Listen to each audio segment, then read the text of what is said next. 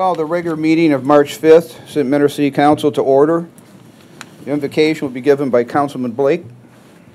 Heavenly Father, we thank Thee for this day. Help us to use good judgment for the business at hand, and guide us in wisdom with a continuing sense of truth and fairness for the community we represent. I pledge allegiance to the flag of the United States of America and to the republic for which it stands, one nation under God, indivisible, with liberty and justice for all. Julie, call the roll. Mr. Blake? Here. Mr. Donovan? Here. Mrs. Dowling? Here. Mr. Kirchner? Here. Mr. Krieger? Here. Mr. Landig? Here. Mr. Martin? Here. We have the approval of minutes for the work session for February 19th, 2019. Move to approve. Second. Julie, call the roll. Mr. Blake? Yes. Mr. Donovan? Yes. Mrs. Dowling? Yes. Mr. Kirchner? Yes. Mr. Krieger? Yes. Mr. Landig? Yes. Mr. Martin? Yes. And the regular meeting for February 19th, 2019. Move to approve. Second.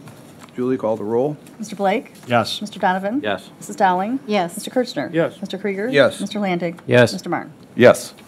Mr. President, Yes, Mr. before Martin. moving along, I think I'd like to say hi and have our very distinguished guest here, retired Chief Tom Frautschi. Chief, what year did you retire?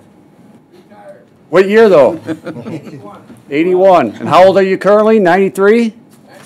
93. Wow. Thanks for being here tonight, sir. We appreciate your service being 93 with you. Thanks, sir. Okay, public hearings, as I said, we have none. Tabled legislation, none. New legislation, ordinance number 19-0-017. An ordinance to authorize transfers of funds, advances of funds, and revisions to appropriations and declaring an emergency. Mr. Filipiak. Thank you, Mr. President. Mr. Malinowski, please. Thank you, Mr. Filipiak. Members of council, the ordinance in front of you does three different things. Firstly, it authorizes a permanent cash transfer for a federal grant to close out the 2018 JAG grant. Secondly, it authorizes a temporary cash advance for a state grant, the OBWC Fire Cot grant. And thirdly, it authorizes two appropriation revisions, one for the state grant that was just mentioned, and $13.72 to close out a local grant, known as the smoke detector grant, another fire grant. I would recommend approval of all three of these. Thank you. Move to suspend. Second. Julie, call the roll. Mr. Blake? Yes. Mr. Donovan? Yes. Mrs. Dowling? Yes. Mr. Kirchner? Yes. Mr. Krieger? Yes. Mr. Landig? Yes. Mr. Martin? Yes. Move to approve. Second. Julie? Mr. Blake? Yes. Mr. Donovan? Yes. Mrs. Dowling? Yes. Mr. Kirchner? Yes. Mr. Krieger? Yes. Mr. Landig? Yes. Mr. Martin? Yes. Ordinance number 19-0-017 has been approved. Ordinance number 19-0-018. An ordinance to proceed with the closure of Diamond Center Drive at the Mentor-Painesville municipal boundary and declaring an emergency. Mr. Filipiak. Thank you, Mr. President, and I know that we've had plenty of opportunity to discuss this, and you've been been advised by the law director. Don't really have anything to add to this, and certainly answer any questions that may come up during the course of our discussion. Okay, I do have one individual here tonight that would like to speak on this topic. Don Ashba. You want to come to the podium and state your name and your address? And my name's Don Ashba, and 9570 Diamond Center. I opened up Easy Stop Mini Mart December 11, 2018. Now, when I opened the store, I opened it under the premise that I would have cobblestone, 600 plus apartments, able to get to my store, and we've done a pretty good job servicing them. If you put that barricade up at the end of that road, I'm out of business. It's that simple. It's not a guess. It's not an estimate. Half of my business is through cobblestone. These people drive through there every morning. They drive back every night. They stop to get their beer, their cigarettes, their lottery. They're not going to walk in the winter, so I can count that out. Some of them will walk in the summer, but the minute that barricade goes up, I'm out of business. I've been 15 months in. I've gotten through the hard times. When they started working on the road in October, my business plummeted 23% because people were avoiding it. They were going the other way. They didn't want to come down to Diamond Center. November started to climb a little bit. December is pretty good because of the holidays. January and February are always slow in this business. So I've already experienced 2 extra months of dead because of the construction for the Menards, which we were very excited about. Now I find out that we're going to close the road and you're going to take away half my business. I'll be done. You know, so if you're voting to put that barricade up, you're actually voting for me and businesses like me to fail. People from Paynesville are coming through there. They're spending money. I understand that you're worried about the traffic flow, but we also get revenue off of those folks. They are bringing their money from Paynesville and they're spending it on Diamond Center. They're coming to the movie. They're coming to my store. They're coming to Buffalo Wild Wing. They're coming to Dairy Queen. They're coming to all of those places. Yeah. I've got my life savings invested into this place. I've been working 18-hour days for 15 months now. And with a swipe of a pen, I will be out of business that quickly. I don't know what else to say about it, but it's a fact. Thank you. Thank you. There was another gentleman indicated, I don't know if he showed up, by the name of Brian. Brian, did you fill out a form yet, or? Well, step to the podium and at least we'll get your information, name and address. Okay. So my name is Brian Baker. I'm here on behalf of Grand River Nursing Health and Rehab. Nursing. Speak up a little bit. We're the nursing home that is on Brookstone. We just happened to find out about this morning through the News Herald. You know, obviously with the type of facility we have a lot of ambulance emergency situations at times. We also have a lot of residents who use Lake Tran. We're not sure that would impede on that, but it obviously could be. We're part of Sabre Health Group. So we do have somebody from the corporate office that asked me to ask a few questions. It says, has the city of Mentor conducted a study to determine whether or not proposed closure will impact access to emergency services for the residents of Diamond Road, which is including obviously Brookstone and our residents, considering we're a senior facility. Is there a concern that the closure will interfere with the nursing home's ability to get to the hospital? I don't know which way Paynesville always decides they want to go when they come to pick up our residents, but there's a possibility that they would be able, would want to go that way to access the freeway. Has the city of Mentor discussed the proposed closure with the residents of Diamond Road? I don't know that you have. I don't know that you have to because it's Paynesville, but it's the first that I know that Grand River has heard about, which I just happened to catch on the news. I'm the one who caught it. So nobody at our corporate office knew about it. Is there a concern that the city of Mentor is going to get into protracted lawsuit over the closure? Is there a concern that the city might get sued if a nursing facility resident can't get to the hospital? And they also asked the question why Menards was not required to build a separate access or widen the road. I don't have the answers, obviously. Those were what I was just supposed to discuss.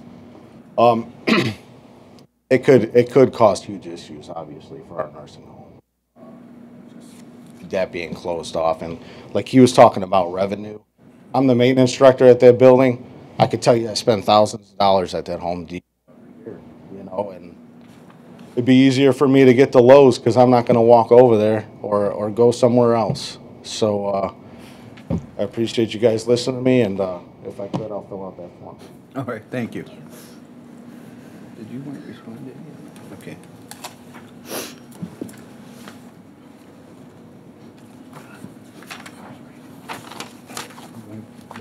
Go ahead.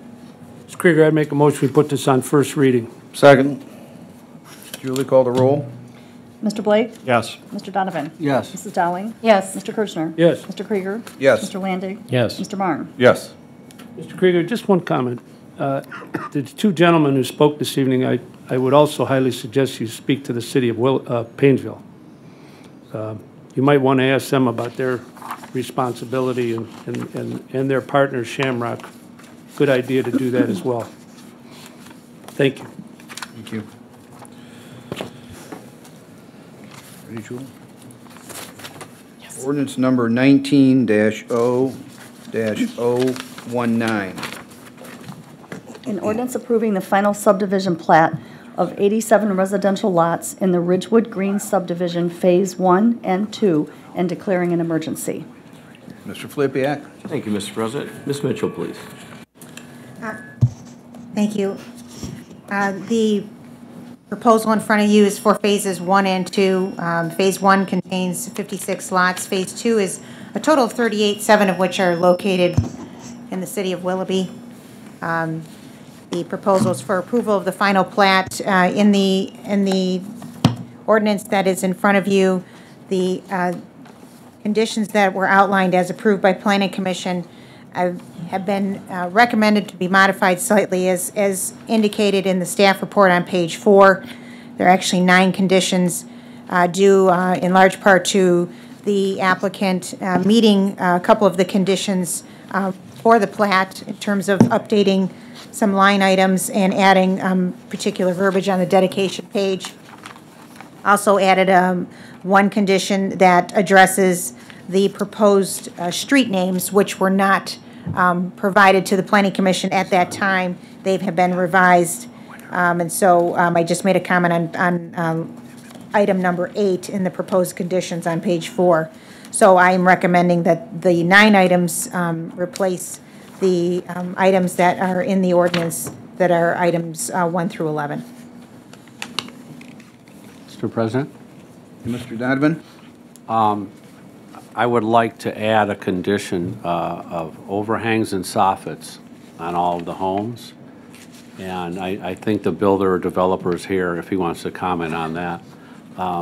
But he agreed to it, and he could do it in person if he wants, but I would like to add a 10th condition of overhangs and soffits on all the homes in that development.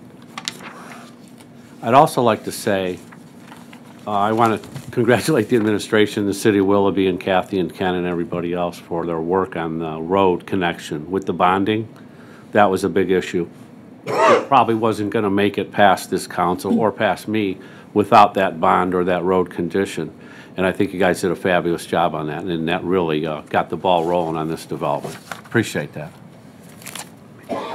Anybody else? Mr. President. Ms. Flippia. Thank you for that, Councilman Donovan. I also want to say we appreciate the developer's interest in cooperating with us on that as well. Yes. Move to suspend. Second. Julie, call the roll. Mr. Blake? Yes. Mr. Donovan? Yes. Mrs. Dowling? Yes. Mr. Kirschner? Yes. Mr. Krieger? Yes. Mr. Landig? Yes. Mr. Marne? Yes. Move to approve. Second. Julie? With, oh, you have to be amended. Because we've changed it to 9. Yeah. We went from 9 to 10. Yeah, Council, well, there's, I think there's 2 items that are sort of still floating around out there. There's Councilman Donovan's proposal to add what be the additional condition that the buildings have overhangs and soffits. It was mentioned that a representative from the developer or builder may be here. If Council President would allow them to speak and if they could voice their concurrence with that, I think that would be beneficial to have that on the record.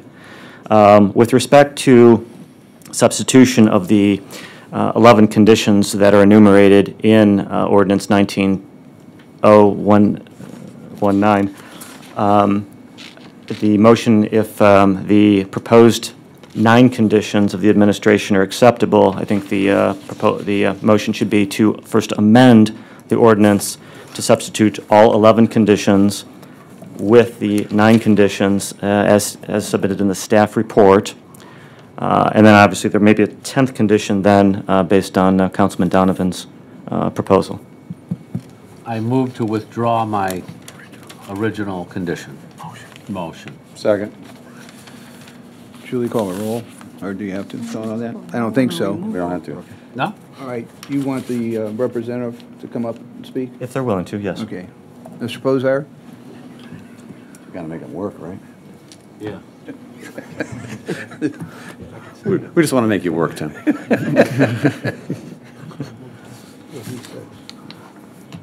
My name's Tim Posar from Badeas LLC. I understand what Mr. Donovan was asking.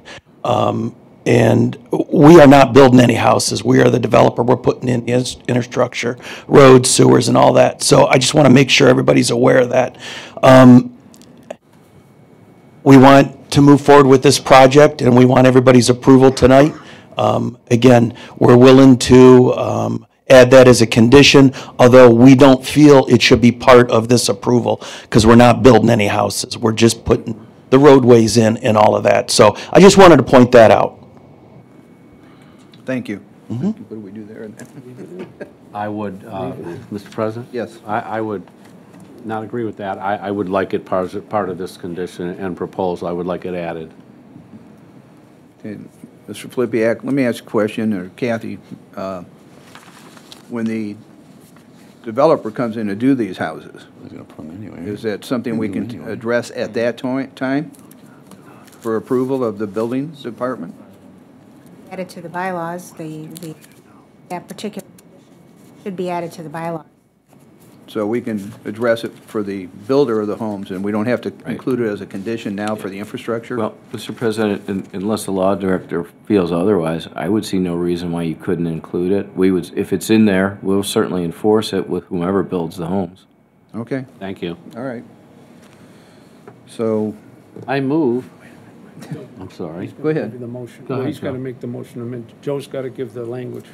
I believe the motion will be to amend ordinance number 19-0-019 to strike the 11 enumerated conditions and to substitute all 11 of those conditions completely with the 9 conditions as stated in the administration staff report, which has been presented tonight, plus an additional 10th condition, which is that the residences shall be designed with overhangs and soffits. Thank you. I will move to amend as stated by the law director. Second. Julie, call the roll. Mr. Blake? Yes. Mr. Donovan? Yes. Mrs. Dowling? Yes. Mr. Kirchner? Yes. Mr. Krieger? Yes. Mr. Landig? Yes. Mr. Marne? Yes. I will move to suspend as amended. Second. Julie, call the roll. Mr. Blake? Yes. Mr. Donovan? Yes. Mrs. Dowling? Yes. Mr. Kirchner? Yes. Mr. Krieger? Yes. Mr. Landig? Yes. Mr. Marne? Yes. I will move to approve as amended. Second. Julie, call the roll. Mr. Blake? Yes. Mr. Donovan? Yes. Mrs. Dowling? Yes. Mr. Kirchner? Yes. Mr. Krieger? Yes. Mr. Landig? Yes. Mr. Marne? Yes. Thank you very much. Thank you. Ordinance number 19-0-019 has been approved.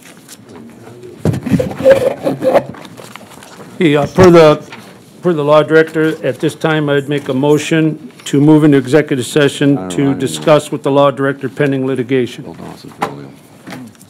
Second. Julie? Mr. Blake? Mr. Blake? Yes. Yes. Mr. Donovan? Yes. Mrs. Dowling? Yes. Mr. Kirchner? Yes. Mr. Krieger? Yes. Mr. Landig? Yes. Mr. Marne? Yes.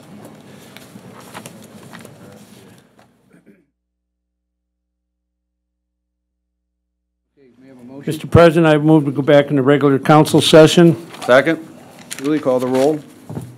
Mr. Blake? Yes. Mr. Donovan? Yes. Mrs. Dowling? Yes. Mr. Kirchner? Yes. Mr. Krieger? Yes. Mr. Landig? Yes. Mr. Marne? Yes. Okay, continuing on. Second reading, we have none. Third reading, we have none. Managers' reports. President, we do have one open cut request to consider. This is for pavement open cut from Pro-Built Homes for work related to sanitary sewer service at 7355 Maple Street. Move to approve. Second. Julie, call the roll.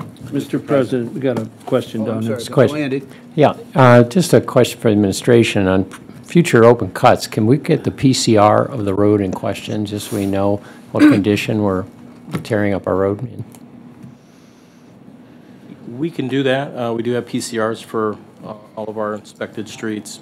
This street was last paved in 2003. Thank you. Mr. President, one more thing on that property. Might not be the opportune time, but what's going on with the Carpenter's Hall?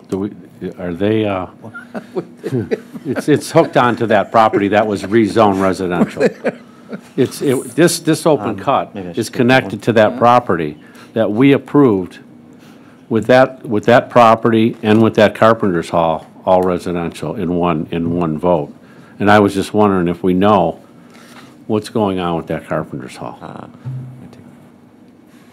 Do you want to answer that, Mr. Yes, Stevens? Mr. President, Councilman Donovan, that is in legal process. There has been a citation issued against the property owner, and we expect to commence legal action if that order is not complied with very, very soon. And probably all I can publicly say about that. Thank you. That's fine. That's all you can publicly say, but I think we got a little bamboozled on that approval, and I wanted to know what was going on with that. I appreciate it. Thank you. Yep. Okay. Councilman, if I could, this is not for that property, though. This is for the empty lot next to that. I know, the one they want to build a new house on. Right. I understand. Okay, any other questions? Julie, call the roll. Mr. Blake? Yes. Mr. Donovan? Yes. Mrs. Dowling? Yes. Mr. Kirchner? Yes. Mr. Krieger? Yes. Mr. Landig? Yes. Mr. Marne? Yes. Mr. Flippia. Thank you, Mr. President. A very short report for you this evening. I was able to attend last night's District Advisory Council for the General Health District, and had a very nice update about the year-end activities and those activities for the year ahead. What I want to report to you on is that their budget will result in approximately a 1.5% increase going forward. So we thought that was reasonable, and they also reflected on the fact that their move to Mentor has been very beneficial both from a service standpoint and from their ability to actually save some dollars in their general operation. So it's been a good move for them. We're happy to have them. And then one other item. So we'd like to congratulate Fire Department Public Education Specialist Jerry Craddock as the recipient of the District 7 Veterans of Foreign Wars 2018-2019 Firefighter of the Year Award. Jerry was honored this past Saturday at a dinner at the Gilbert O'Neill VFW Post on West 150th Street. District 7 is comprised of Lake Ashtabula, Geauga, Cuyahoga, and portion of Medina County. So, cool. Congratulations. That's all. That's it. Thank you very much. Clerk's correspondence. We have none. Commission and committee reports. We have the meeting minutes for Municipal Planning Commission, January 24th, 2019, and the Charter Review Committee for February 7th, 2019. Old business, none. New business, none. We now have persons before council. So first one on top here, Elaine Foster.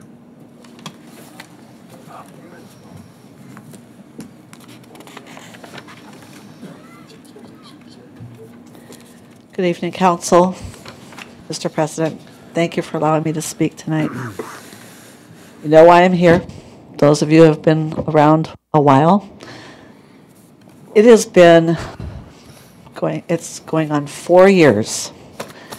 I've been speaking longer than that on this issue of the deer management program in Mentor. We're wrapping that up, thank goodness. But I've got to tell you, for the last 3 years, I am still tormented by what happened to me in this city. Some of you know, some of you don't. I asked the chief if I could speak to individuals involved, and I was denied the opportunity to do that. They don't want to do that. I do, because I would love to get some peace on this issue. The deer management program has been going on for a number of years. And originally it was said because there were no natural predators in Mentor, and so we needed to reduce the deer population. We have urban hunting going on. We have hunting going on in backyards. We have hunting going on church properties. We have culling going on in backyards. It continues, even though I think the city manager even spoke to the fact that there are an increase. Well, there was an article written. I won't say that you spoke on that. My apologies. But there was an article written that said that the coyote population in Mentor has increased. In fact, I was out with my dog in my front yard, saw a coyote run right past us. Called the police. They said, oh yeah, just keep your animals on a leash. They're all over the city. But there were no natural predators. Culling continues, the hunting continues. There's a lot of unlawful hunting continuing. Deer are being dragged through bus stops. I have a friend that's in a neighborhood who saw a hunter take a deer right across where the children were waiting for the buses. They're hunting across the street from bus stops. They're hunting next door to assisted living homes. And it doesn't matter. The city just continues to allow this program to go on. I do believe the deer population has been reduced significantly, and I do believe there was a quote from that, and I have to look it up. We've reduced it to the point where there's no longer the overpopulation in the city, according to what I read. So I'd like the city to consider maintaining, is what the word was that I heard. And I did talk to the Parks and Rec department. They said that there would be no culling in our area. However, when I looked at tonight before I came, I looked and it's scheduled for this week. So I'm wondering who's in charge, who makes the rules, and why aren't the hunters being, I don't know if they're being fined or prosecuted or arrested like residents are. But it sure doesn't make sense to me that they're allowed to continue to do unlawful things while they're hunting. And people like myself, who clapped their hands, paid a very hefty price. And I haven't gotten over it yet. It's like hanging on me, and I don't want to cry about this, but it's just traumatic what happened to me. Thanks for your time. You're welcome. Next person before council is Jim Stone.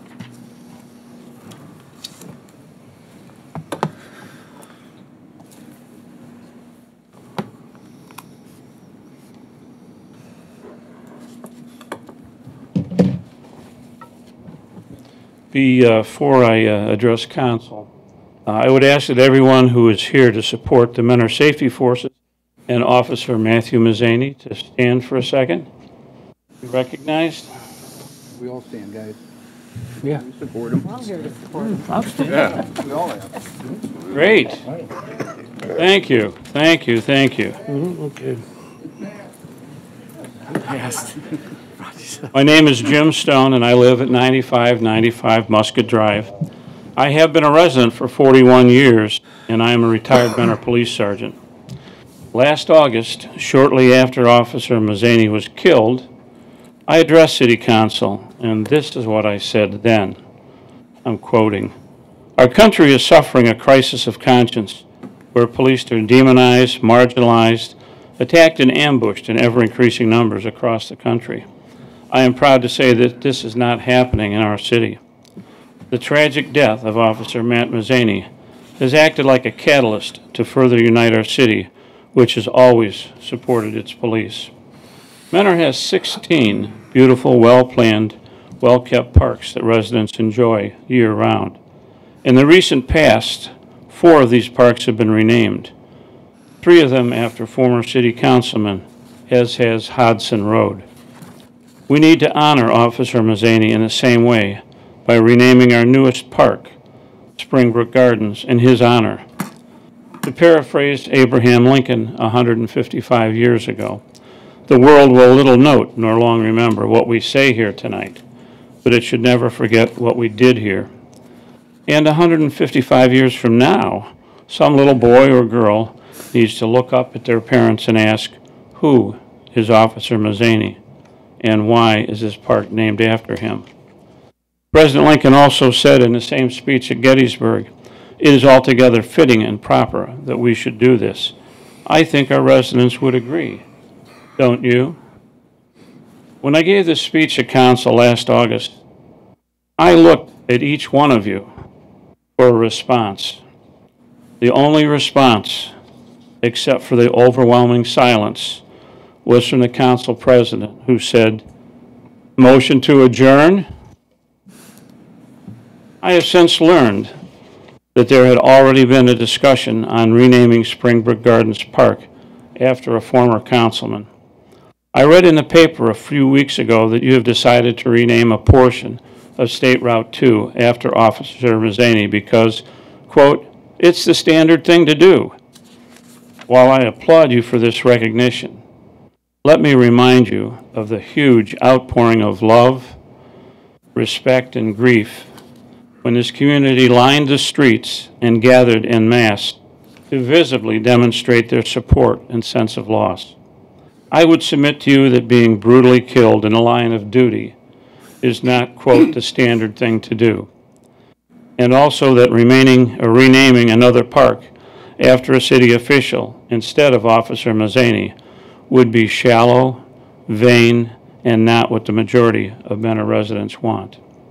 Mentor residents understand and acknowledge that all first responders, firemen, and police officers frequently put their lives on the line while protecting and serving them. Now is the time to recognize all safety forces, police and fire together by dedicating this new city park to them and renaming it Matthew Mazzani Safety Forces Park. President Lincoln's words of 155 years ago still ring true. It is altogether fitting and proper that we should do this.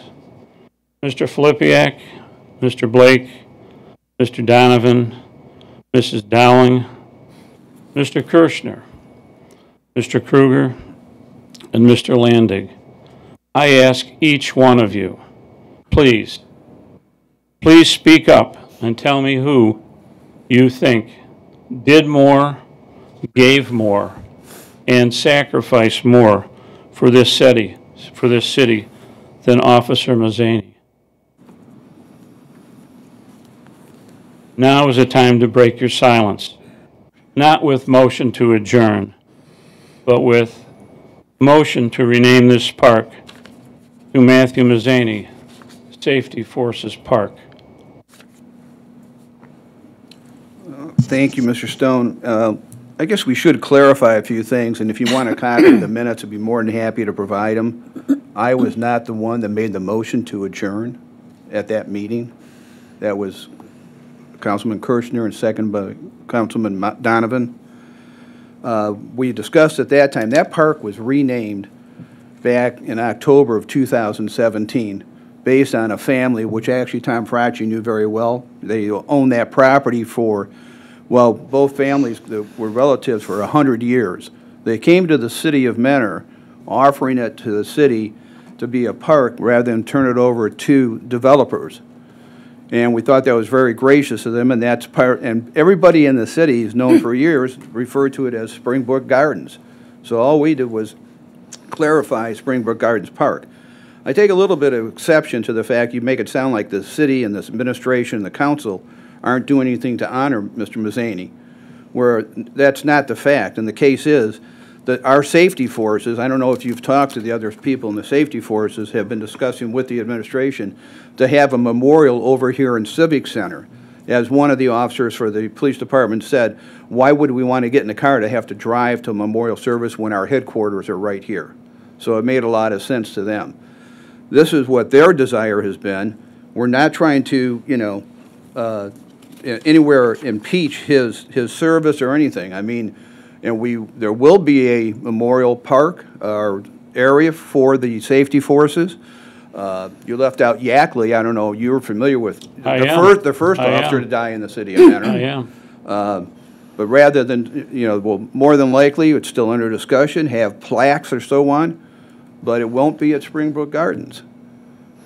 I mean, we're going to go, I'm going to honor what the safety forces are asking us to do, and that is over on this property. And I'd like to defer to Mr. Kirchner, who's had a conversation with Matt's brother concerning this scenario. Well, this afternoon I spoke with Mike Mazzani, and you know, I Spoke with him explained, a couple days ago. and I explained to him, first of all, just so everybody knows, there's never been one utterance on this council about naming that park after a councilman.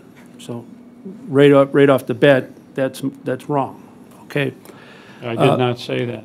No, well, in your letter, you said that you've heard that there was there was already discussion about naming the park after a councilman. I think that was what you said. Yep, that's And what I heard. that's not true. Okay, so that's not true, period.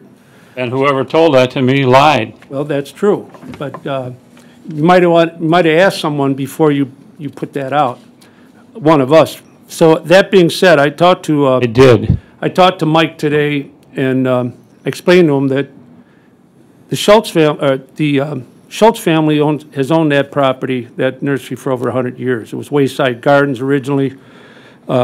His father owned it, and then in the 40s, they made it, his father took it over and it became Springbrook. And I can tell you that when his son John came to me and brought up the question of selling it to the city rather than go to development because they would rather it preserved in some way, I can tell you that developers were sitting in Ron Traub's office already asking about how they could buy the property and develop it. So Mr. Schultz, who's now retired, asked to keep that name, and he's anxiously awaiting. He's been down in Florida asking when the ribbon cutting would be for the final day of the ribbon cutting. We waited till spring to do it because of the weather, and so in that respect, Mike understood that. And I also told him that we are presently planning with our police and fire to do something in honor of our safety forces here on the police and fire campus, which would include Matt, being immortalized, and also a former policeman who was killed. So those things are all in the works, and Mike understood that. He understood the whole process with the park, the naming of it, that we did in 2017. I also explained to him in 2018 how we, not our state representatives, on our initiative, our resolution, we asked that portion of the freeway where Matt was killed be renamed in his honor. So that's all I have to say. Thank you, Mr. Kirchner. And last but not least, let me state that no one more probably than myself knows what it is to be a policeman to a certain degree. My father was a Cleveland policeman for a few years. My grandfather was a captain of the Cleveland Police Department. My uncle was a lifetime person of the Cleveland Police Department. And like you, Jim, I graduated from infantry OCS and spent 2 tours in Vietnam. Honor, country, we understand it. We're not slighting Officer Mazzani in any way. We will do our best to make sure his memory lives on. All right. So that park is never going to be renamed after a councilman? No, never, like Mr. Kirchner said, that's never even ever been discussed. Interesting. All right, thank you very much You're for welcome. your time. Thank you for your time. Is there one more? I think that's it, don't we? All right, That's it. We'll adjourn. Move to adjourn. Sorry.